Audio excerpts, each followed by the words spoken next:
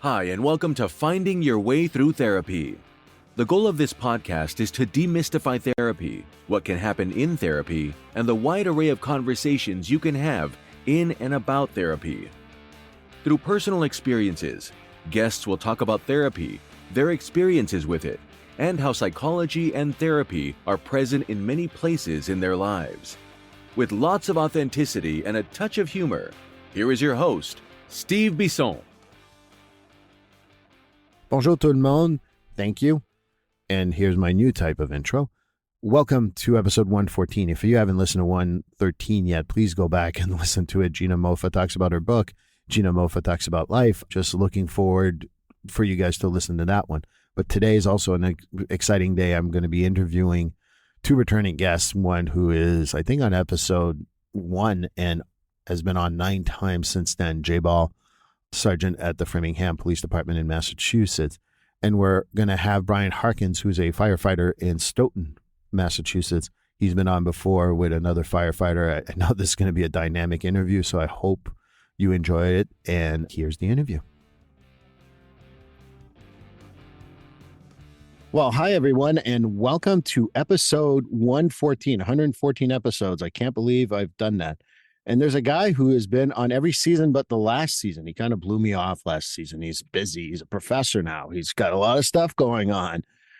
And of course, he obviously knows I'm joking. If not, he lives down the street. So if you see him disappear from the screen, he's coming after me.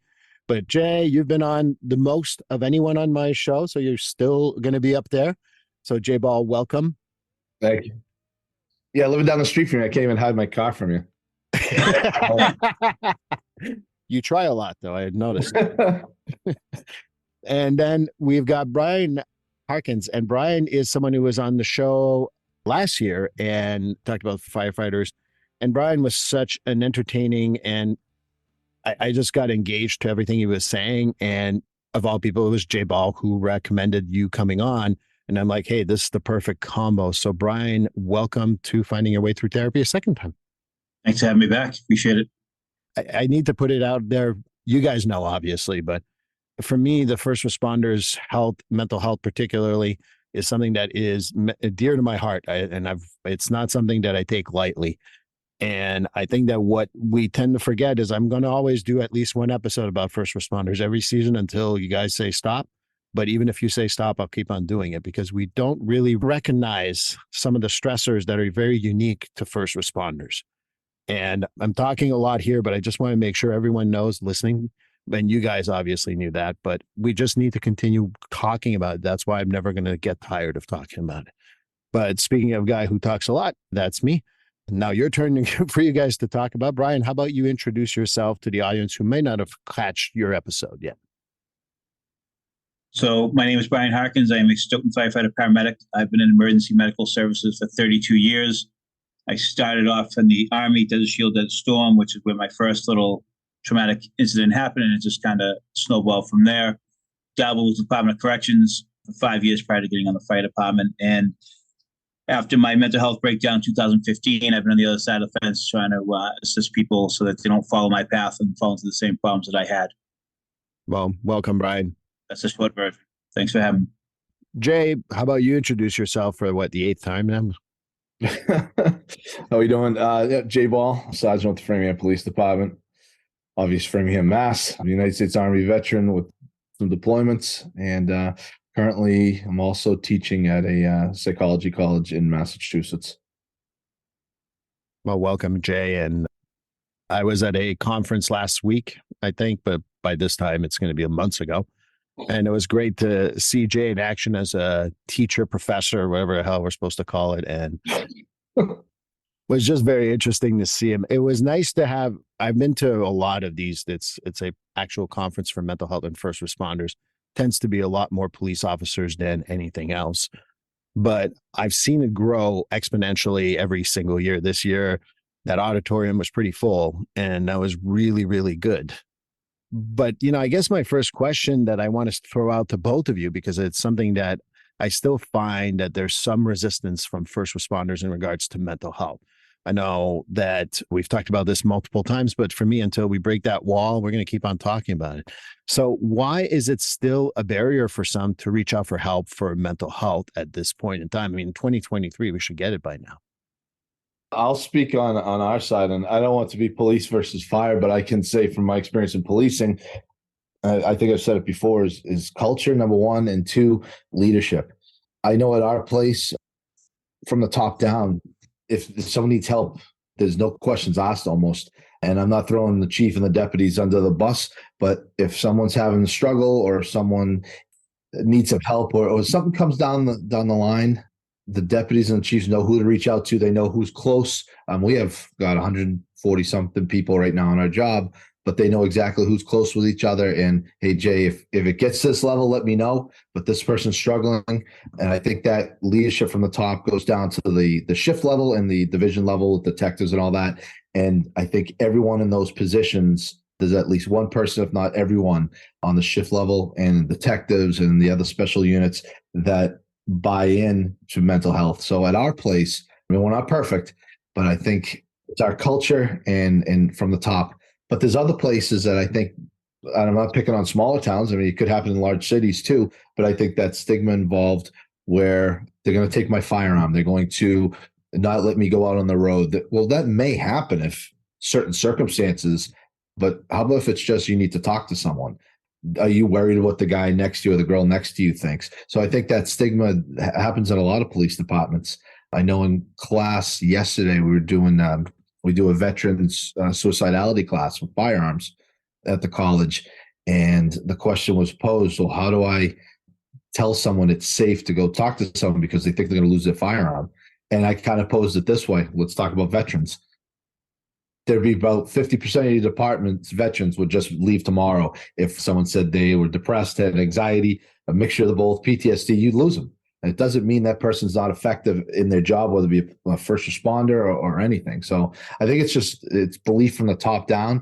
And sometimes it has to come from maybe the bottom, maybe the middle, encouraging the leaders in a police department to open their minds to people need help. Okay. What about you, Brian? What do you think? So I think for us, the easier side, because we don't lose a firearm, we don't lose that part of the job. So we have it a little bit easier on our side of the fence, in all fairness for the Team Blue. But I am fortunate to work for a department that actually cares. And I reached out to you today. I know this won't air for a while, but somebody was in crisis, and the department is at least making the effort. I just happen to have a few more resources. I've been at it a little bit longer, but the intention and support was 100% there. They're just not as into the system as I am. So we were able to reach out, get that connection set up. So it's all good. I come in when I'm having a bad day or something happens. I tell the young guys at roll call, like, enough's enough. Don't be me, because you're going to be me someday if you're not careful. And slowly but surely, when one of the young kids made a comment, like, mental health is important, I grabbed him a little while in. I'm like, you like busting my balls? Or are you serious? He go, no, I'm serious. I'm like, we're getting through. So we're working on it. We're getting there. And there are police officers that are on my peer support group that comes in and who the chief was like, you never dealt with this. I don't want to deal with it. Like, go away. And through some phone calls, some connections, and they were able to get some help. But I think as we keep beating that drum, as long as guys like Jay and myself just keep, listen, it's okay. We all have issues, and keep beating it down. And Travis Howes just spoke at the PFFM convention this week. I was going to try to make it to that thing you guys had this past week, but we had our own convention. If you don't know Travis Howes, he was a former police officer, became a firefighter, was part of the Charleston 9 firefighters that were killed years ago. And he gave a great talk, and people came out kind of shaking their heads. And he's talking again in July, which would be good. As long as people like him, he gets up, he's very engaging, he tells a story, and people came out. Instead of like, what the heck is this? I don't need this crap. People were actually engaged and actually wanting to meet him and talk to him and bought his book. And slowly but surely the word's getting out there. And we need people like that, we need them from the front. And they are there. Mike Segru from the police side of things, he's doing a great job on the police side. We're getting there. We just have to keep beating that drum. And like Jay mentioned a little bit about small town police, the person that put us in touch with each other when I first met Jay, dispatch in a small town. Well, you can sit there and say, listen, I'm big city, shut up. Jay's big city, shut up. You're not us. But yet when this person's dispatching calls, they know them. You know what I mean? I don't know the people I go to, the gun shops. I don't know them. She's bumping into the families at the store, the grocery store, this and that. And that's a whole different level. And we need to stop trying to one up each other and start to sit there and say, your problems are your problems. However you got there, they're yours. Let's fix it. And that's a big change in my own education and getting more experience at doing this. So a lot of things happened today that made me very proud to be part of what we're doing. And so many phone calls went out and so many connections were made. And I got more people looking to jump on to helping out. So it's happening. It's working now that people are seeing it actually working. So it's a long-winded story, but like I said, sometimes I get excited about this stuff. So especially when we have successes like we had today. Well, I get excited too, actually. And so please continue to be excited, because that's the only way you're going to get through. Because one of the ways, and again, you guys, I want to hear a little bit about what you think, but one of the things, I had a firefighter recently come in struggling, and like, I'm not like the other guys, and the other guys don't have my issues, blah, blah, blah. And I said to him, I said, someone has a physical health issue in your department, whatever it is. I don't want to even say it because you never want to wish it on anyone. It's the great equalizer, right? Because everyone's going to be there for them, but whatever injury, whatever they have, you're going to be there for them. Why is mental health not the same equalizer? Because I mean, I look at you guys, you're already on, you bought into the system, so to speak, but how do we convince people that, you said leadership, but I also think that on another level, it's people seeing that mental health is as important as physical health. And I don't know who wants to go first, but that's just my view. I don't know. That's one thing I always say. I will say mental health first aid. We'll use that class. When I first started teaching it, was if I drop a heart attack right now, and I've said it on this show before, and I don't want to keep beating that, saying the same thing. But if I drop a heart attack right now, everyone knows what to do. We're going to get the AED. We're going to call the fire department, EMS. We'll get them here. Okay, well, what's the difference? And I've noticed with younger guys, I don't think it's across the board, but even in service, I've been teaching in service, and I'm lucky. I did it through we had about 7 or 8 smaller PDs this year, and there's mental health in service in Massachusetts for police every year. I'm not sure, Brian, they do it. How's in service for fire departments done? Not to get off track. So we don't do it in service. We just do Con Ed for our paramedic stuff, but that's it. We don't do what you guys do, the sexual harassment. Okay. If anything, some departments just mandated online. So it's completely different from what you guys do. So we had 2 classes this year, and we usually have something to do with mental health every year. And I wanted to do this with the 7 to 8, maybe even 9 departments. Are all small departments, guys I knew from my previous department. And it was good because you sit there, and it's sad because now I get annoyed watching people. They're either not paying attention or whatnot, but some of those same people afterwards, I think they're so worried, they'll come up after class and they'll start, Jay, just so you know, where can I get help? Or Jay, just so you know, hey, I went to the on-site academy. Hey, Jay, just so you know. And I'm like, oh, wow. And that's something that never would have been said years ago. I'm not sure if I directly answered your question, but it was kind of like in my head thinking about how people, it's changed, because no one would have ever come up to me 5 years ago, 10, let's say 10 years ago, and never said that. Hey, Jay, I went to the on-site academy. You're right. It's the best thing I ever did. Jay, I went here. I just think the buy-in's better, and I'm glad we're doing mental health every year. Some people, when they see me coming, they're like, oh, well, it's either about narcotics or it's about mental health. I'm like, oh, it's about mental health this year. Like I said, the receding hairline and the grays that are somewhere, I go, that's the old life with narcotics, I said. So that's kind of like what I wanted to say to that part. So I don't know what you got, Brian. So I think the stigma, and it came up this past week as well, of I feel weak by saying something, and to try to get that through. But I find the other problem is people don't know what to do when somebody comes up and says, I'm suicidal. Or when the phone call I got this morning was literally, I don't know what to do. I don't know what to say. And it's hard to have that adult conversation to say, are you going to kill yourself? Because people still think, well, I'll put the idea in their head. And we have to get to the point. And a lot of it is, I'm not very good at a lot of things in life, but I'm good at kind of breaking down these walls and getting people to open up a little bit when they don't want to. I think I just from talking to people for 32 years, I'm good at just kind of knowing their strengths and weaknesses. And I know that person I can pounce on, and I know that person I just kind of tiptoe around. So I think as long as we I think we just need to keep listening. And I think when people reach out and we have those resources available, like the person that called today was like, I can't, like in 48 hours, you already have an appointment booked for this person. And I'm like, yeah, because I go deep. I talk to people. I'll text people. I'll ask questions. I make myself available 24/7. I can't promise I can fix everything, but I certainly can point people in the right direction.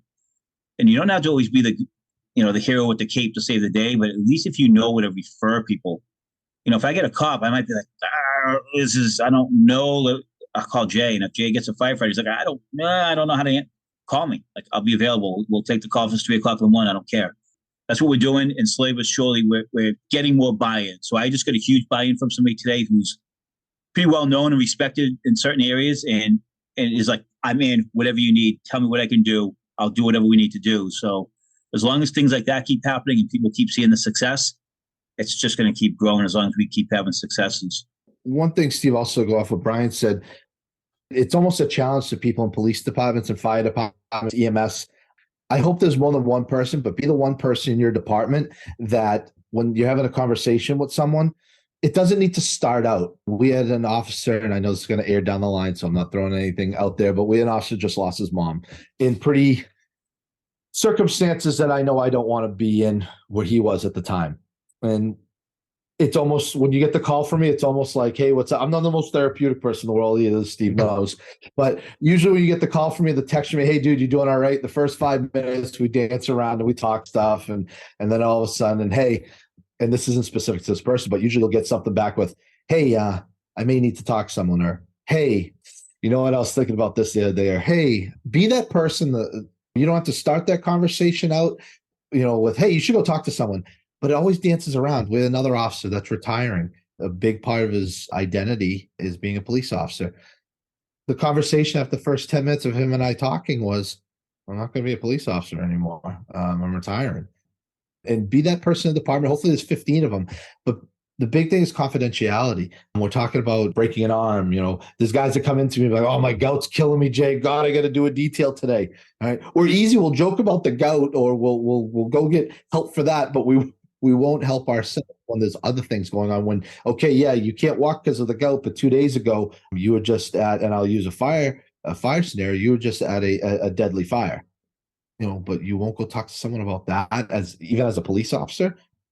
And I've said it before, the first thing I used to do when I investigated fires, I would show up on scene and I would meet up with the deputy chief or the chief and the counterpart. And the first thing I would say was, are all the firefighters all right?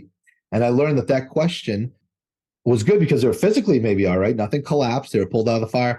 But if it's a fatal, I wasn't thinking of, okay, well, 2 weeks down the line, 2 hours down the line, asking if they were all right at that time was caring of me, I would say. But did I ask the next day when I went to the fire department, is everyone all right? Because maybe they came across a body or maybe they had to save someone's life. And that's the way I always thought it was the right thing to say to the firefighters. But then did I ask them 2 days later how they were doing? Is everyone all right? Because my thing was physical. Okay, no one got hurt. Nothing collapsed on a firefighter. They didn't have smoke inhalation, but I never thought years ago of that mental health piece. And I think that you bring up a very interesting point that I see regularly too, because I think you're absolutely right. What I've always noticed is that people, again, it's not like in a movie, there's a collapse, there's a fatal vehicle accident where both police and fire show up can be very hard for a whole lot of guys. But they're not going to be like that ghost and that frozen face right away. It may come up a day or 2 or 3 or even a week later. And what I kind of remind people is that saying you're okay is also think about the leading point of that question. Hey, are you okay?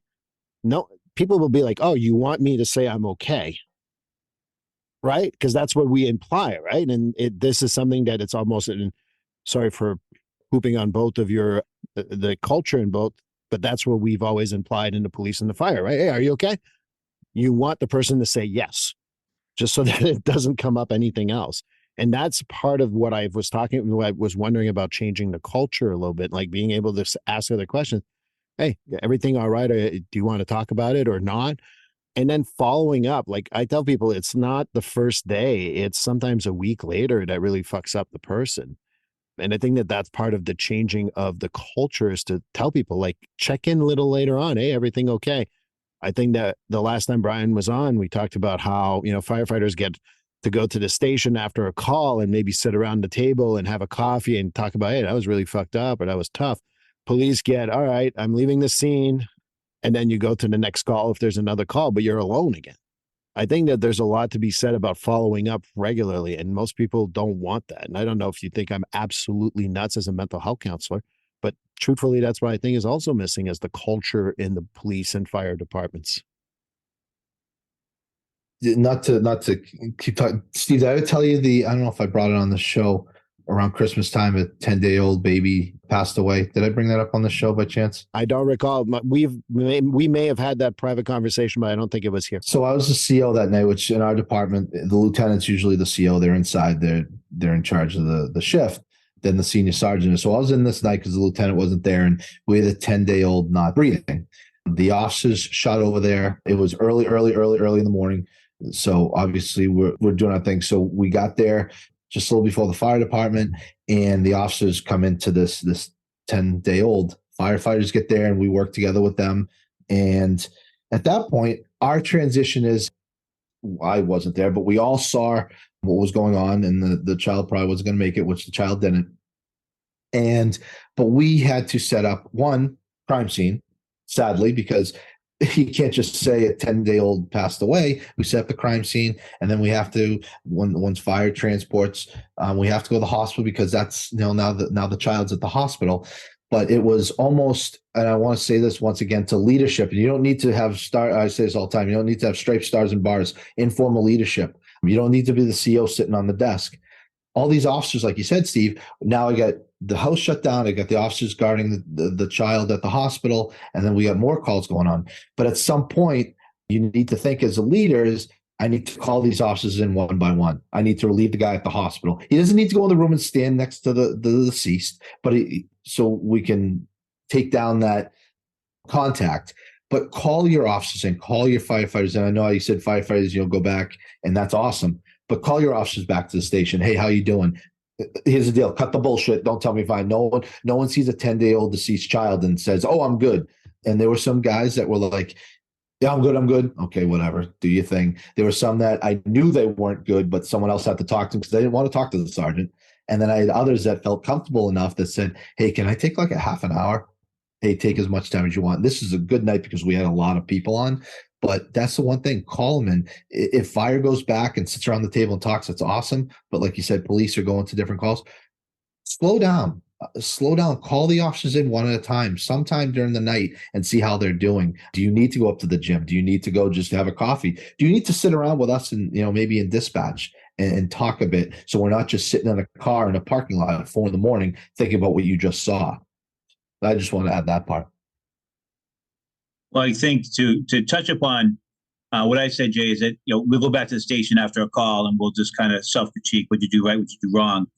And it's harder for you guys because you got to go northeast, south, and west and back to your districts and do what you have to do. You guys, you probably do meet up in the middle at some point, but it's easier for us because our jobs are just, our roles are a little bit different. So we're all going back to the same place where you guys are kind of going in separate directions. In a bigger city, you can't just zip across town in 2 seconds to go hang out. But I think the way that I found getting people to talk more is just, I don't come right at them and say, hey, tell me about that 10-week-old, or 10-day-old. I'll just be like, hey, were you northeast, south, or west tonight? Oh, geez, wow, it's a little bit, how long did it take you to get there? And, oh, wow. And I'll come up with other stupid questions and just get them talking about that call. And the minute they start, hey, were you first on scene, second, third? Like, who's in charge? Is it you? Who's writing the report? Who's in shift commander? And by the time, and all of a sudden it's like, okay, what time did you get to the call? How'd you do the call? What was your role? And they're through it before they realize what's going on. And it's an informal way of doing a debriefing without me saying, okay, Jay, when I sit down, we're going to debrief you. You're like, fuck you. Like, I don't know. Yeah. But I'm able to just kind of like, hey, you were the sergeant, you were inside. Like, what'd you do? How'd you do it? Who'd you talk to? And then you just get rolling, and some people just can't shut up once they get talking. And that's what's been successful for me. And that's how Tom Greenlaw from the police side of things, he taught me, and I took that to heart when he talked about that. And from the fire side, it's easier. What time do you get to shift? 7, 8? You do roll calls, you do training, you do breakfast. Like, and then all of a sudden you get that conversation going, and we just go through the day, and it just kind of, it's an informal way to do it. And it's just been successful for me. So I think it's, like I said, it's harder for the police. I don't know what you can do. You meet in the center for a half hour, you bring them all back for a half hour. I don't know, but I like your idea of giving them that. You need 30 minutes to go change your uniform, take a shower, whatever you got to do. Just that 30 minutes is not going to end the world. It's going to actually make them a better officer when they get cleaned up and they feel refreshed and ready to go and feel like somebody actually cares. Because I know what we talk about CISM, or I can't remember the other 4-letter acronym we used for that stuff, but sometimes those take a couple of days to get together and all that. And I know, is it still stigmatized a little bit? Because I remember, I haven't done this in about, well, I want to say 8 years now, but I remember doing CISMs, and there was quite the stigma of whoever speaks up. You'd see the rest of the guys roll their eyes. And I don't know if that's still the case or not, but I wanted to throw that out too, because CISMs do exist. They can be beneficial. They got to be a lot faster than, unfortunately, what we can now with capacity sometimes. But I don't know if that's still the same with CISM. Has it changed? Has it evolved? Or what are your thoughts on that? And crisis intervention, stress management, just so I tell all my audience what that means. Your turn to go first, Brian. You can't always defer to Jay, man. He is senior to me on that, I guess. So, again, there's a couple things that happen with CISM that I don't like when you make it mandatory. I don't like that making anything mandatory, because people shut down. And I think when you do put everybody in a group without a little bit of like talking to people, you have to know your audience. I can't go to Framingham Police tomorrow and be like, all right, everybody line up, we're doing this, because who are you? You have to build a little bit of credibility. And maybe I kind of go in, I shoot the breeze a little bit and get to know people a little bit. And once you build that trust up a little bit, the last CISM thing I was actually involved in, I showed up because people they need to see you there so that they'll talk. And this is my small town job that I work in. And people started talking. And once the quote unquote grizzly veterans start talking, and I'm the first to volunteer because I don't care, then other people will start talking. And slowly but surely we'll kind of work that in there. I've heard departments making a mandatory mental health class. You have to attend it, but you don't have to talk. And it's like, why put them in that spot? Because all you do is piss them off. Right. And the more we make things mandatory, the less people are going to want to do it. So I think there's better ways to go about it. And knowing your audience is key. Can I throw something in there? I don't know if the last time I talked to you or not. A friend of mine from fire department reached out to me and said, hey, I want you to come and add your 2 cents to this meeting they were having with the administration. Did I tell you about this last time? You did not mention that. No.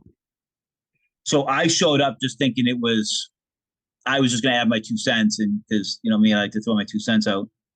And apparently I was the guest of honor and I didn't know it. So they brought the executive leadership from the police, the fire, the town administrators, and it was a lot of people there, and it was actually kind of nice. And I went through my story. They had the psychologist there that was riding in the cruises with them. And after that day, I got 2 phone calls, one from the red team, one from the blue team, saying, we got somebody in crisis. And I was able to get them both placed. And I don't do follow-ups. I tend to leave people alone. I don't want to, if they want to tell me, great. But once I make that connection, I feel like I've done my part, and I kind of back off a little bit.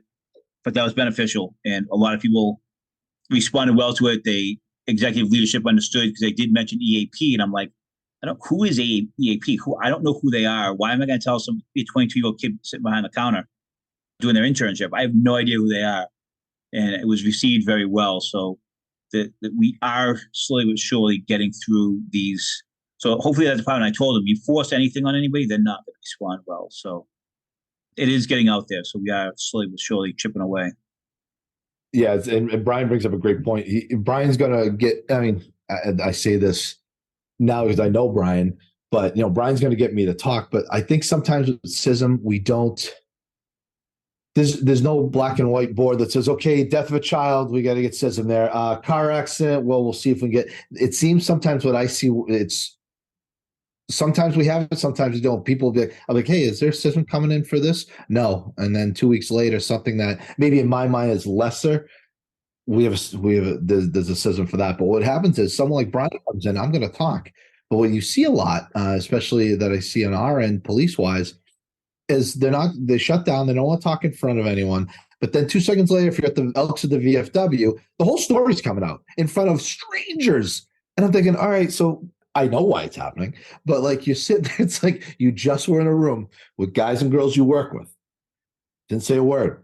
obviously something probably bothered you, but then once, and I'm not even saying the beer, the alcohol's flowing, but you're now at a bar and you're telling, I don't know if it's a war story or if it's, I do know it is, it's part of that person's therapy, but we're telling civilians or strangers on the street exactly what we should have said to people like Brian in that CISM meeting. And that's sometimes what I try and get across. I go, well, we're the first one to tell a story out of here, but when we've got the professionals or peer support people here, we're not talking about it. The other part that I know a little bit about peer support, but how has that developed overall, the peer support? Because this is not something that's been around for 50 years, really, right? Yeah, Brian, if you want to talk about peer support, because we're still developing ours. Police, in my opinion, are way behind on peer support. And the MPTC, which is the Massachusetts Police Training Council, last year was a big thing. Form peer support had a lot of good classes on it, but we're still in police-wise infancy. So I want to defer to Brian. So what all we are is we're that middle person, that person who right after that call. So something happens in Framingham tonight. Jay says, can you get down here? I'll be in my car in 5 minutes. I'm on the way to Framingham. And all I am is just that person to say, Steve, how you doing? What's going on today? And I'll do those, hey, you started at 4. It's now midnight. What time are you supposed to, all those questions get you talking. I'm just that middle person who's just going to take the edge off you, release a little bit of that pressure that's going on inside your brain, just settle you down a little bit and say, listen, I've been there, done that. You know what I mean? It's no big deal. This is what it is. There's a lot of misconceptions about treatment. And I heard it recently, well, I don't want to be tied to a bed. Well, you're not tied to a bed. And there's a lot of that misunderstanding of what's going on. And listen, I worked at the Department of Corrections for 5 years. I'm a firefighter paramedic. I've been around a little bit. When I went to McLean's, I was terrified. I thought I was going to be fighting for my food. I thought I was going to be stabbed because I'm wearing some uniform. Like, it couldn't have been any further from the truth. And there's a lot of those people just don't know that. So that's what my job is. It's just to kind of put that connection to the professionals, like what happened today. So somebody called me. I'm like, oh, shit, this is what we got to do. I reach out to my network. I made a ton of phone calls. Things are hooked up. I step back. That's what the peer support is. We're that middle person, that bridge to get you from, holy shit, you're in crisis, because we could have made decisions to call 911. Do we need to section? Do we need to go down and physically grab them and bring them out? And that's all we are. It's just that middle person, just that voice of reason, that person who's been there, seen a little things, and can just kind of say, it's going to be all right. That's what the peer support is. It's just that bridge. I hope I explained that well enough, but in my head, it sounds clear. No, I think that was very clear. And to what Brian says, one thing, and to hear you saying, being in uniform, am I going to fight over food? That's such I think that's maybe how I would think.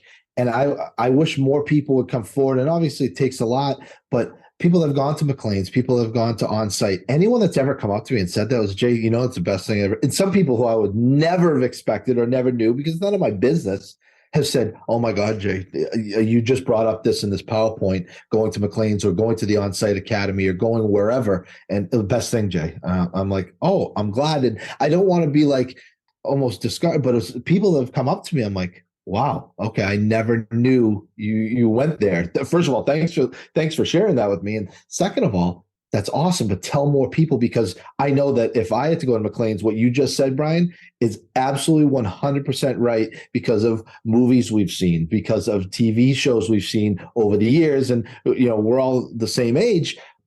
It was the stigma of seeing things. I don't want to say one flew over the cuckoo's nest or stuff like that, but what we saw growing up was, you're going to be in a room, there's going to be a TV, you're going to be in a white coat, people are going to treat you bad. And I think that's something that people like yourself, Brian, you just said it perfectly. I wasn't fighting over food. No one was hurting me. That's huge. It was single-handedly the best thing I ever did. And in a nutshell, my background is wife, 4 kids, married 28 years. And I didn't want to lose what I have. I don't have addiction problems. I'm not a big drinker. I don't use the drugs. Even though that we could do a whole nother podcast on why we can't do gummies, but I can drink 17 beers and 18 shots of whiskey before going into my shift tomorrow. That's cool. But just don't do a gummy, then go get a good night's sleep. I just had that conversation in Washington State at a conference. Jeez. That's it. I'm kind of getting on that bandwagon with the whole, there's other ways. So we got to come up with other ways than having people get hammered at bars. and drinking themselves silly before they go home and Right. cause more problems. No, one thing, like you brought that up, conversation I had with one of my, I hate saying an officer the other day. No, he's a friend of mine, was that his big thing. He said, I'm glad I'm older. I said, why's that? He goes, because if I was 25 years old, I'd be drinking myself to death right now. And I'm like, all right, well, I don't know how to totally explain that, but part of it was I have a family, I have kids. And I think that was in the back of his mind. But how do we get to that 25-year-old though? That's the other thing, because that was what some people have said to me. And this person, my friend, this officer said to me, if I was 20 years ago, I'd be drinking myself to death. So. Right. Well, I'm just going to tell you as a therapist, when someone says the drinking stuff, I'm like, oh, so you're not using Prozac, you're using Budweiser. Okay. That's a good antidepressant, except it's a depressant, but that's okay. Go ahead. And so, I joke around about that, but it's kind of make a point of, yeah, so you're dealing with it in a different way. You're just self-medicating in a way that's socially appropriate. But God forbid any of you guys take a freaking gummy, because I'm going to lose my shit if you take a gummy. But point being is that I think that it's important to break down a few things, because I think that you're right. Everyone expecting Nurse Ratched at McLean's at On Site down in Maryland or a couple of other places that I know of. And like, no, I've never seen Nurse Ratched. I've actually seen Nurse Ratched more at the ER. Sorry, my ER nurses, than I've seen in an inpatient setting, just saying. But I think that that's the two things I want to mention, because the self-medication is something that happens a whole lot, because like you said, I can have 12 beers before my shift and that's fine. And there's nothing wrong with that. But ultimately that's the same shit as taking a Prozac if you really think about it. So I think that what maybe we can shift a little bit is the one thing that's frustrating for me too, is as a therapist, people expect me, and this has happened more frequently than I care to say, they come in like, so you're going to analyze me? I'm just going to ask you questions. You want to talk, you talk. You don't want to talk, I don't give a crap. You just do what you need to do. But I'm assuming you're here for help. So, the more you tell me the truth, the more it helps you. But I think that there's also some misconceptions about mental health and going to see a therapist. Do you think that plays a factor also? Because as much as I love McLean's On Site, I think that we also skip sometimes because we wait till it's too far ahead. How about we get to where mental health can be approachable on a mental health counselor basis? Here's why I think I get through to people, because my story is my story. My story is no different than anyone else. And I don't try to preach woe's me, because we all have a story. Where I think I'm finding my success is that we don't tell our spouses what's going on. We don't tell them what's going on. So my wife, she talks, not a bad thing, but she likes to talk. And when I come through the door after doing a shitty call, I don't want to hear 75 different things. I need time to process and get my head right. And it took a little bit of time, but now she leaves me alone. I come right to the room. I set my stuff down. I do what I got to do. I relax. And when I'm ready to socialize, I'll go out. We don't tell our spouses what's going on. And I hear it all the time. My wife sucks. She doesn't get it. My husband sucks. He doesn't get it. Well, if you explain what's going on, well, no, they won't get it. Well, of course, they're not going to get it if you're not explaining. You have to explain what's going on. You have to explain how you're feeling.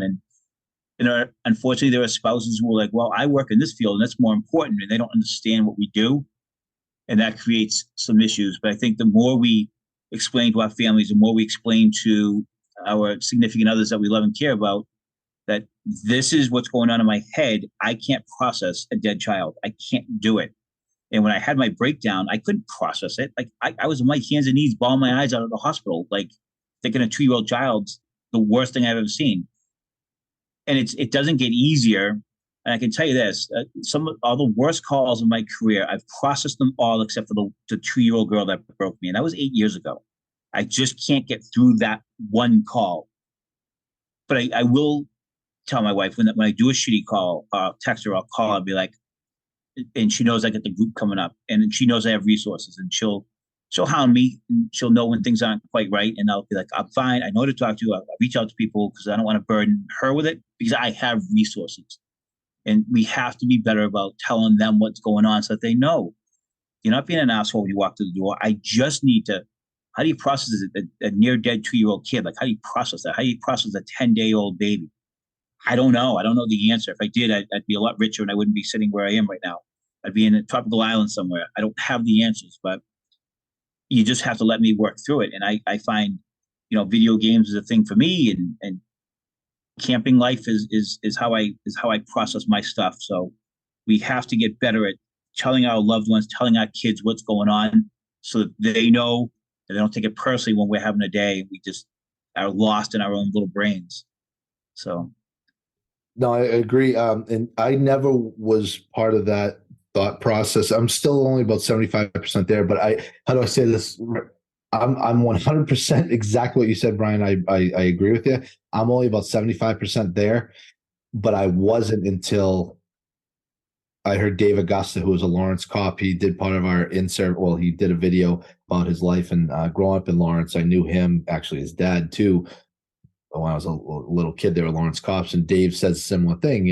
How do you expect your significant other to understand if you're not talking to them? And you don't have to, and correct me if I'm wrong, Brian, you don't have to tell them every single detail, but what you dealt with. Sometimes I sit there and listen to the news or watch the news, and some horrific things that I know that I would have trouble with. Just the other day in Ohio, and a trigger warning for anyone who's listening, but just the other day in Ohio, the father who hunted his 4, 6, and 8-year-old, I'll say it. We have a group text between about 4 of us, and we were talking, 4 police officers, how we would have dealt with that arriving. I think the professionalism of the 2 officers, if you haven't seen it, the professionalism of the 2 officers, when that black box sitting there that the public can't see, are those 3 dead children. And the father's just sitting there and hearing the details. Okay, great. Well, what happens from there? Those officers already took the father into custody and saw those children. Who comes next?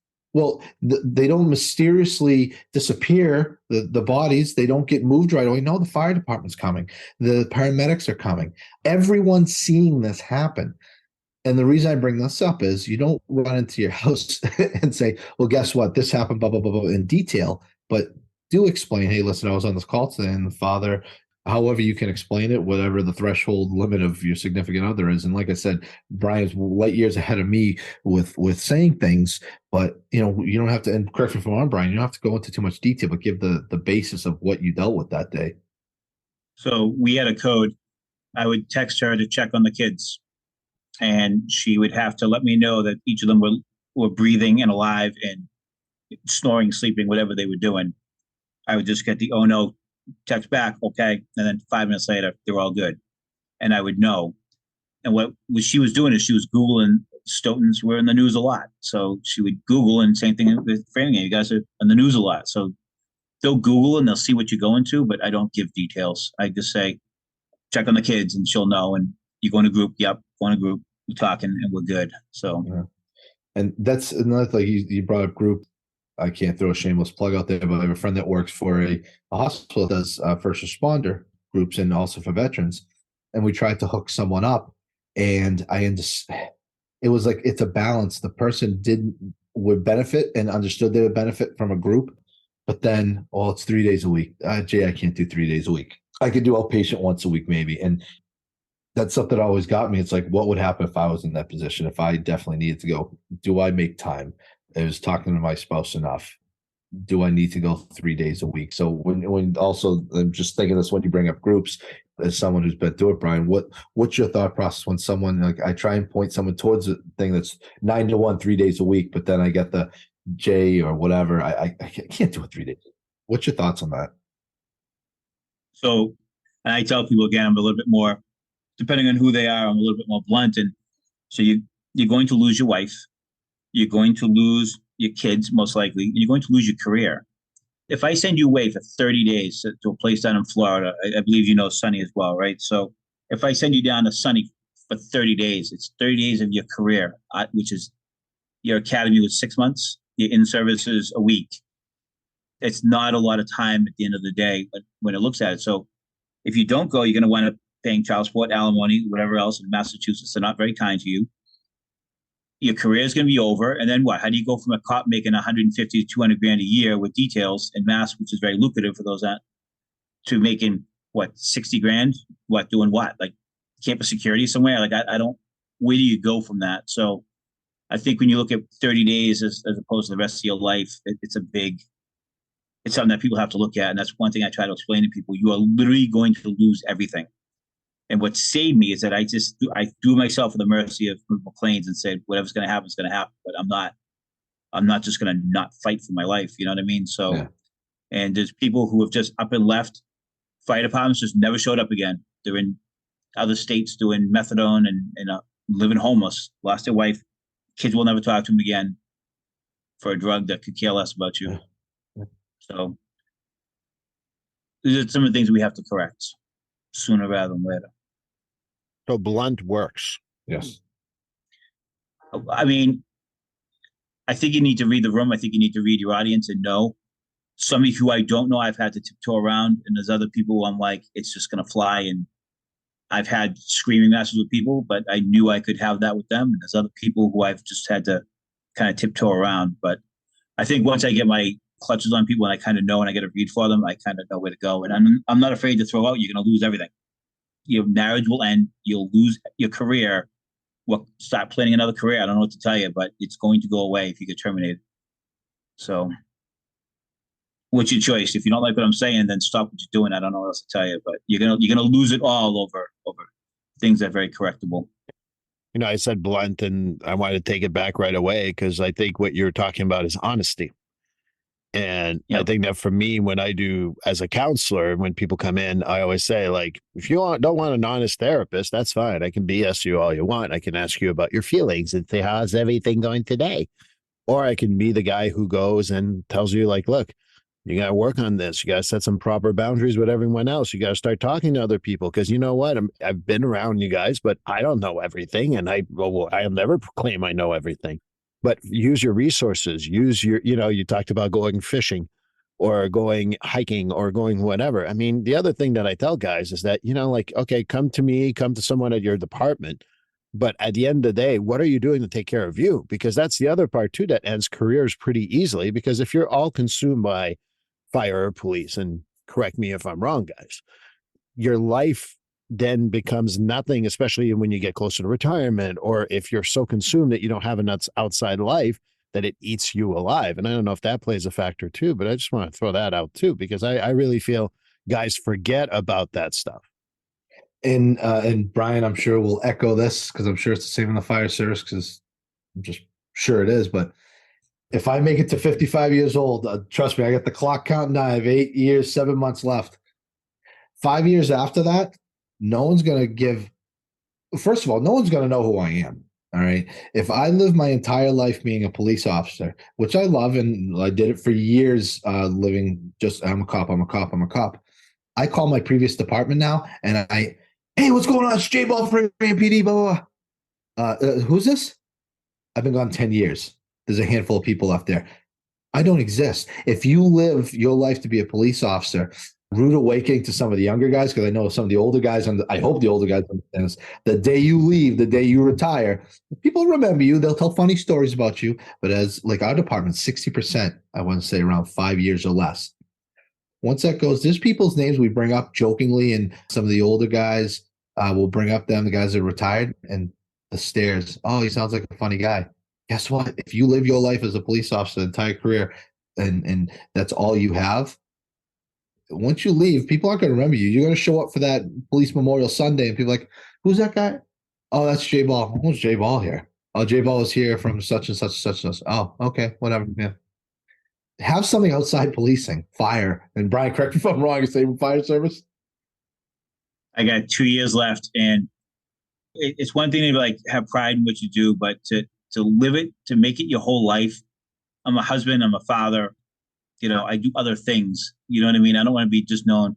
I don't want to walk out the door and then die 6 months later. You hear these cops who work 16 hours a day, 7 days a week. They've got $1 million in the bank. They've got big fancy trucks and a big fancy house that they never get to use. They never get to see. They never travel because, we got details. It could be a detail.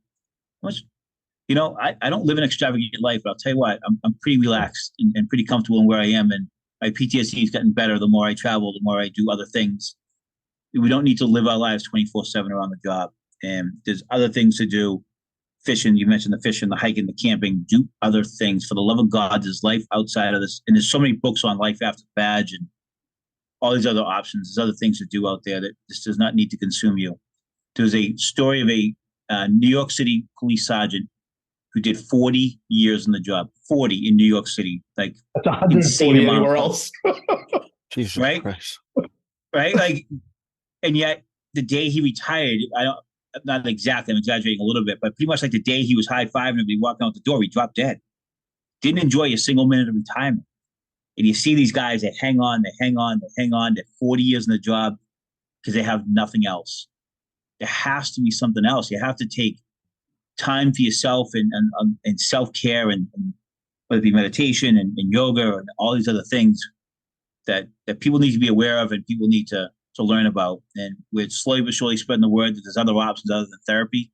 And I got a great meeting coming up with the Department of Public Health representative soon. We've got the event that I'm doing in October that hopefully is going to save the world. If you ask me, I'll tell you, we're going to save the world. At least that's the goal. I'm going to let people know that there's life outside of the job and there's therapy outside of just sitting there talking to somebody if you're uncomfortable. That there's the meditation, the yogas are saving the world, and it doesn't take a lot of time to do it. And I want to say something on that. My guy from the VA, he's been hitting me over the head with yoga, and I'm almost embarrassed every time I go see him. And I say, nope, haven't done it yet. Nope, haven't done it yet. And that's part on my side, my fault. I wish I do it. And that's something that I haven't got into yet, but I want to say that I believe everything you just said, Brian, is dead on it. But it's just something I'm trying to appeal to the others out there that say, oh my God, yoga, I'm not doing freaking yoga. I've had it sold to me a million different ways. Hey, Jay, 10 o'clock on Sunday, come with me. There's a lot of sightseeing to do. And people are trying to sell it to me. I just haven't bought in yet. And that's personally with me. So I hope that if anyone ever just heard Brian say that and I was, oh, fucking yoga. Yeah, I was like that. And I'm slowly but surely trying to get to it. I've actually had a conversation with my wife going, I need to do this. I just haven't yet. And somewhere I need to jump over the fence and say, okay, it's time to do it. But I 100% believe in what you just said. You know, the meditation, the yoga, everything you just said is you know, it takes a while. I'm still not there, but I'm invested in exactly what we've been talking about. I've had guys when I asked them about what they do outside of work and they look blankly at me. I'm like, go take a class on underwater basket weaving. I don't really give a crap what you do, but you got to get out of your job. And that's not just for you know, first responders, any job. But I'll speak with first responders. That's 80% of my conversation sometimes. I'm like, I'm not sufficient. I can't be the guy you always dump on. And that's not because I don't think I can handle it. It's the fact that I can't be that thing. You need to have like gardening. You got to have, you know, you talked about all these things. Go be active in your community. Go volunteer to yo-yo. I mean, I really don't care what people do, but I ultimately I want to throw that out because I feel like first responders in particular, they get in love with the job, but they forget that they have a life outside of it. I do not spend 1 minute. I don't watch the news. I don't follow anything. I don't listen to the scanner. The only time I do is just because I'm the union president. So if something big happens, I kind of need to know about it. Other than that, unless something bad is happening with the guys at work or the girls at work, I don't care. I don't care. There's a 5-alarm fire in Springfield right now. As long as nobody died, nobody get hurt, I don't care. It's not my problem. I keep in my own lane. I got enough of my own problems. And that's what allows me to keep my mind fresh and clear because I do take on a lot of other people's problems, as do you. And we've discussed this before. It's a lot. And people get worried about me saying, you know, you listen to all this other stuff. But I dump my stuff too every now and then and I get it out there. And we have to find other things to do other than listen to scanners all day and listening to death, destruction, and mayhem. I don't care what's happening in the town next to me. Unless it involves me or my family, I focus on myself right now because that's, you know, I got to take care of me so I can take care of my family, then continue doing what I'm doing, trying to help other people. I'll be, as soon as we're done with here, I'll go check on my kids, but I'm going to go play in my garden and I weed it and I take the rocks out. And people are like, why do you spend time doing that? Because I just don't need to think. I like not thinking. I love not thinking. And for meditation, I can go on and on. I'm just going to say this quickly. Meditation is not what most people think. You can meditate by drinking water, by walking, by working on the garden. It doesn't have to be Aum. Aum is helpful. Don't get me wrong. But we got to also break those barriers. And I think that's what I'm happy to hear about that in October, that it's happening. Because last time we spoke, you were working on it. We didn't really have a date or anything else. So I just was wondering if you have anything on that. October 30th, it's going to be at a hotel in Leominster. I will send the official details out. We're in the process of signing a contract.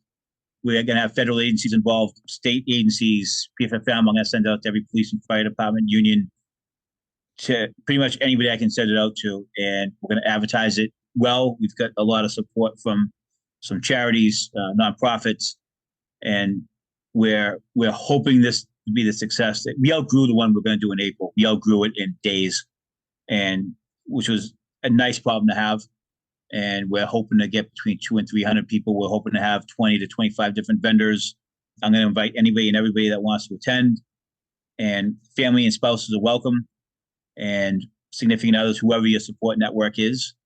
And we're going to have service dogs there, and we're going to teach people about what's out there for resources. And I'm not going to be in shackles at your facility, and these people will be there to say, no, you're not going to do that. This is what we're going to do. And there's going to be people that are going to do massage, there's going to be people that do yoga, there's going to be people that do meditation, all these other natural, holistic approaches that I'm a huge fan of. And 4 years ago, I was not. I would have made fun of you, but now I'm a huge believer of the natural, holistic approach as opposed to medication.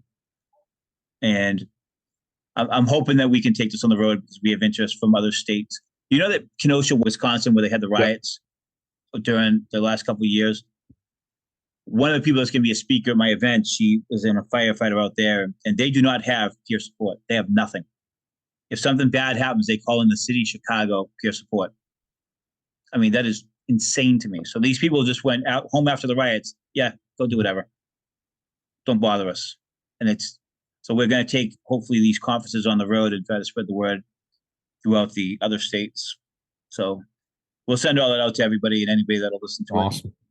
Soon. Well, you know you can count on me, Brian, to be there. And as a Reiki practitioner, people always laugh, but we need you. Yep. I'll tell people, I'll go to my grave saying there's a police officer and a firefighter that both got on my table, freaked out because of how it worked. So I'm like, I've done my job in life. I've convinced a few people. But as the hour approaches, I just want to thank you guys again for this time. It's just very, very helpful. I think we need to do this again because I didn't get to half those questions. And anything else you want to kind of like talk about? I know last time, Brian, you also gave out your email and all that. So I will give out my phone number is 774-766-0852. It's on 24/7. If I don't know you and you text me, just kind of give me a heads up just so I don't just ignore it. And my email is just my name, B Harkins, HARKINS 2814 @gmail.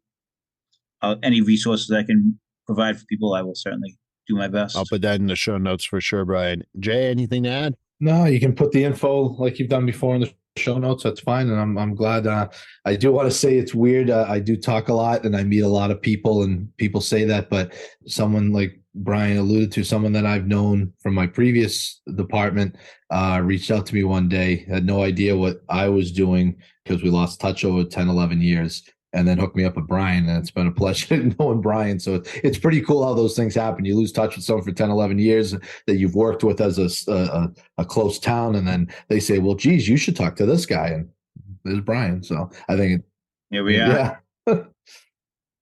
Well, I want to thank both of you. I definitely want to have you back on, number one. But number two, just personally, thank you, because I always feel privileged being in these conversations. I particularly like the last half hour where you guys were talking. I was just like putting in a few words and you guys were talking. Because to me, I don't take what you say lightly, and I truly appreciate it. Thanks. Thank you very much. Thanks, guys.